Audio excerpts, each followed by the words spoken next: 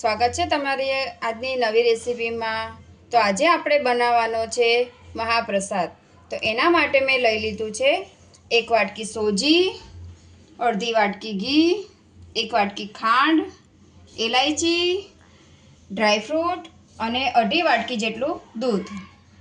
તો મિત્રો હવે આટલી ઇલાયચી છે એને ફોલીને ઝીણી ઝીણી વાટી લઈશું।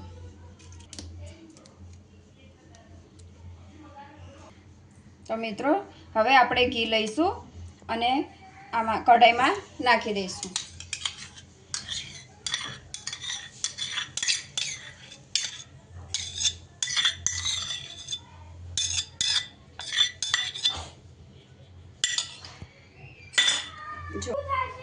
જો મિત્રો હવે આ ઘીની અંદર આપણે જે આ 1 વાટકી સોજી છે એ ઉમેરી દઈશું।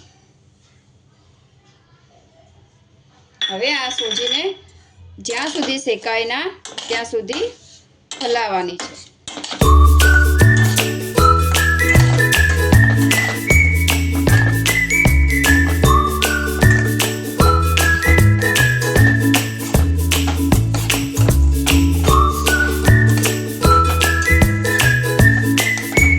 તો મિત્રો જ્યારે આ સોજી આપણે શેકતા હોય ત્યારે ખાસ એક વાતનું ધ્યાન રાખવાનું કે સોજી બળે નહીં બિલકુલ, અને બહુ શેકાઈ જશે તો એનો કલર પણ બદલાઈ જશે।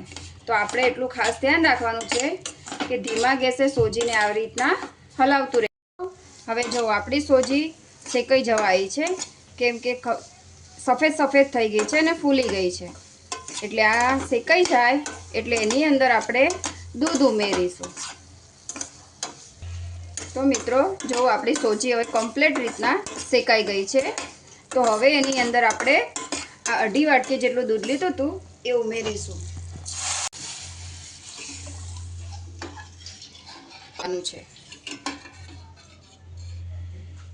મિત્રો આપણું દૂધ બળી ગયું છે। હવે એકદમ બધું કમ્પ્લીટ રીતના ના બળી જાય ત્યાં સુધી આવી રીતના હલાવતા રહીશું।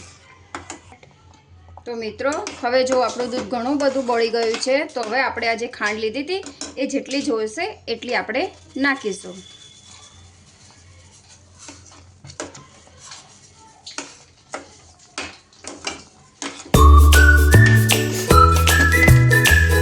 તો આપણે આ મહાપ્રસાદ ચોટે ના એનું ખાસ ધ્યાન રાખવાનું છે।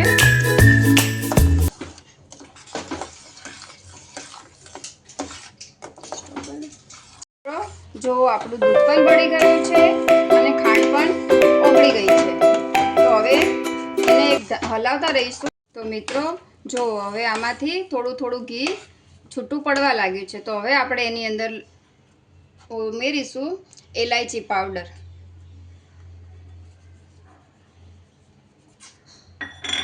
હવે એને એક સરખું હલાવી લઈશું, અને ઇલાયચી પાવડર નાખવાથી શીરામાં બહુ સારો એવો સ્વાદ આવે છે।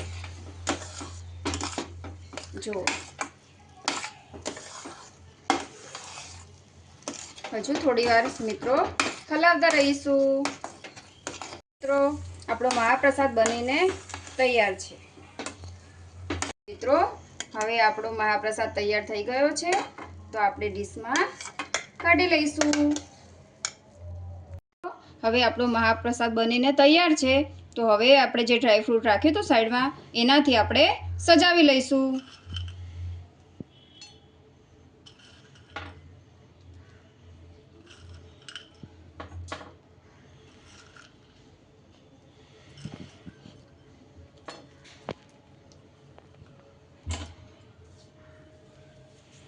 તો આજનો આપણો મહાપ્રસાદની રેસીપી થઈ ગઈ છે। તો મિત્રો આજની રેસીપી તમને કેવી લાગી છે એ મને કોમેન્ટમાં જણાવજો, અને મિત્રો તમને આજની રેસીપી ગમી હોય તો લાઈક કરજો, શેર કરજો અને સબસ્ક્રાઈબ કરજો। તો મળીશું આપણે નવા વિડીયોમાં।